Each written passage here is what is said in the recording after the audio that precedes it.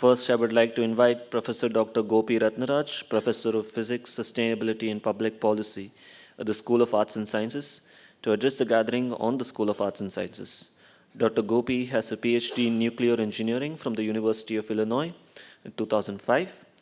A science journalist who's trained in physics and nuclear engineering with broad and interdisciplinary interests in international security, public policy, energy sustainability, and climate change, Professor Gopi has switched careers and traversed different academic fields over the last 25 years. He has taught and conducted research at some of the leading universities in USA, Singapore, India, Japan, and Kazakhstan, and has held leadership positions in arts and sciences, engineering, and public policy. Dr. Gopi, the floor is yours.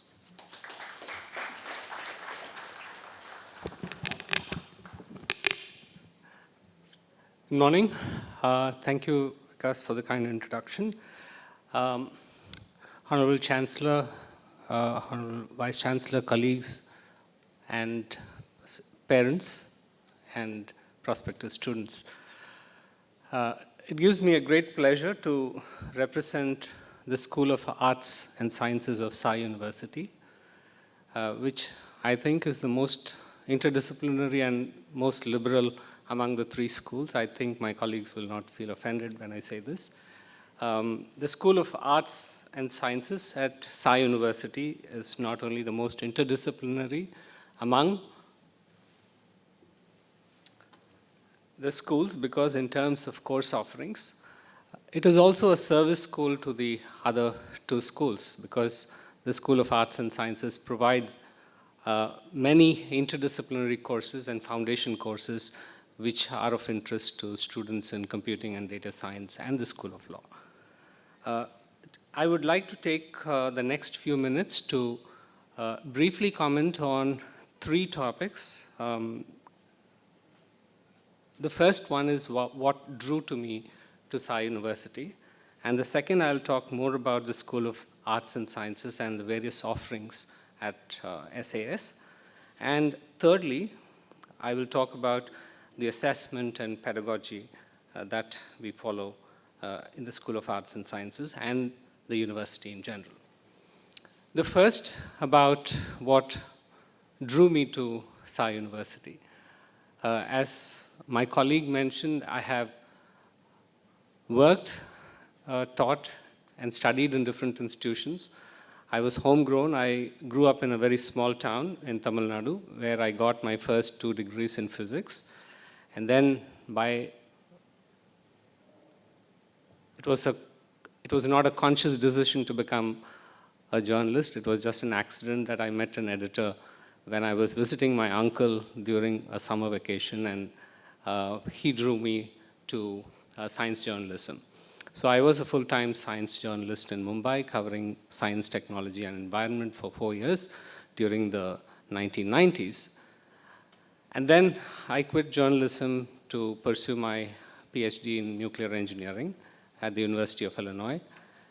Not with the idea of becoming a nuclear engineer, but to be an expert commentator on policy issues. So, as luck would have it, I got an amazing opportunity to teach at one of the leading public policy schools in Singapore, where I taught for 10 years. And during this period, I also taught at the University of Tokyo and Kazakhstan as a public policy professor.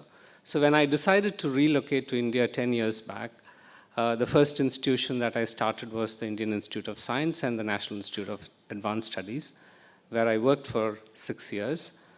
And then I also helped establish a new fledgling Department of Energy Sciences in another private university in Bangalore before joining Sai University.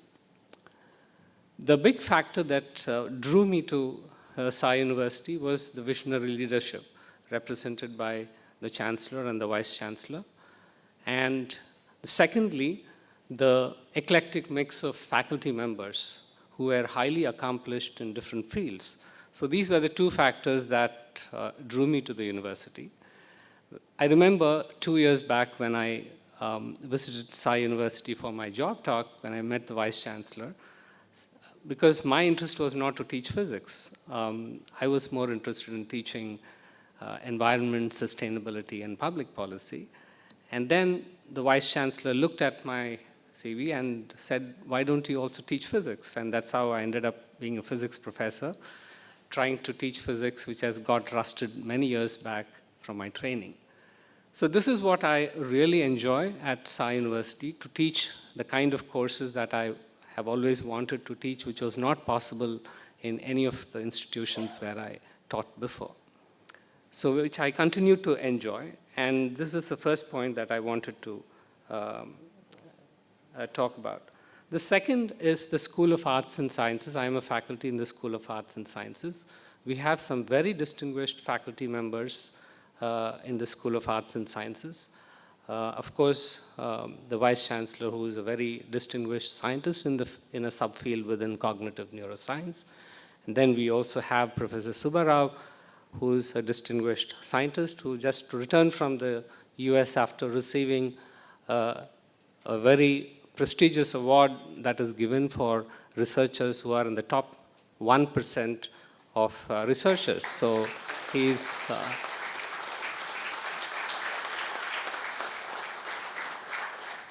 so we are very privileged and fortunate to have Professor Rao as a colleague, because he comes to us after more than 3 decades of working at the Department of Atomic Energy, the BRC in Kalpakkam.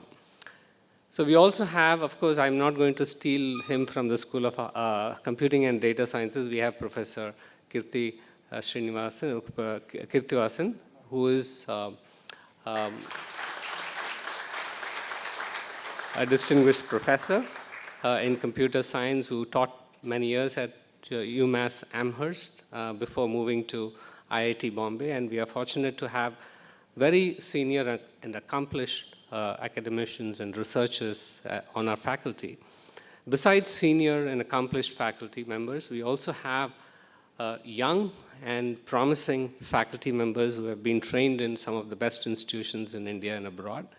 And I would not name each of them, but it is an eclectic mix of faculty members who are experienced and who show a lot of promise and potential.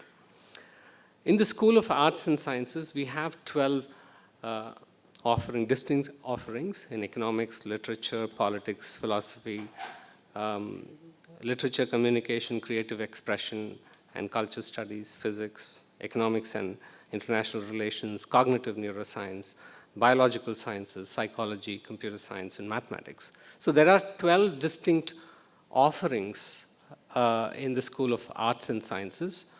And earlier, the Chancellor and the Vice Chancellor talked about the possibilities of combining various possibilities. And I did a little bit of calculation about how many distinct combinations are possible. So if you take the School of Arts and Sciences, there are 12 offerings. And if a student decides to do two major or one major and one minor, there are 66 distinct combinations that you can work out. And if a student wants to do one major and two minors, there are about 260 possibilities. So you can see that there are amazing number of possibilities depending on what you want to specialize in, which is not typically possible in most arts and science colleges in the country. So earlier in his introductory remark, the Chancellor gave the example of a girl student who was able to lift her family's economic status from a low-income group to a middle-income group with a 4-year education. So we are living in a state which has really accomplished, which has come a great way in terms of increasing the gross enrollment ratio about which the Vice Chancellor talked about. I believe the state's gross enrollment ratio is a little over 50%, which is twice the national average. And if you compare the gross enrollment ratio of many southern states, we are there. But it's not sufficient, because in the last 30 to 40 years, what many southern states have achieved is improving the access to 4-year technical education.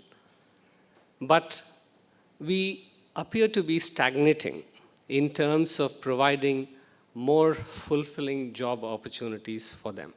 Because the southern states have already reached a stage of very low fertility, which also explains why we have to rely on migrant laborers and migrant workers. And students from the southern states, if you look at the aspirations, it is not anymore a basic job. They want more fulfilling jobs. But the education that is provided in most universities are not preparing for them to take up more fulfilling jobs, because we constantly hear buzzwords like interdisciplinarity, multidisciplinarity, transdisciplinarity. But very few universities are actually making serious effort and commitment to provide it. And I would certainly say, given that the vision in which the university was founded is taking it very seriously, and it is also reflected in the kind of curriculum that we offer. All students at Sai University go through a common curriculum in the first year, which are about 7 to 8 foundational courses in various topics. So this provides a broad intellectual exposure and multidisciplinary orientation to our students.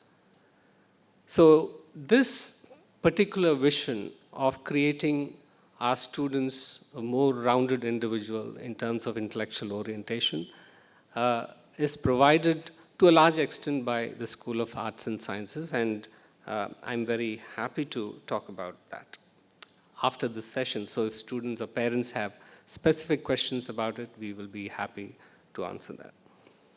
And the last point is about assessment and pedagogy, about which again the Vice Chancellor touched upon.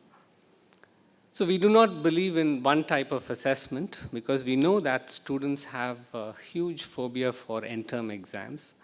So we do have end-term exam, but that's not a make or break deal for any student to do well in a particular course. We emphasize on continuous assessments. In fact, some courses may not even have exams.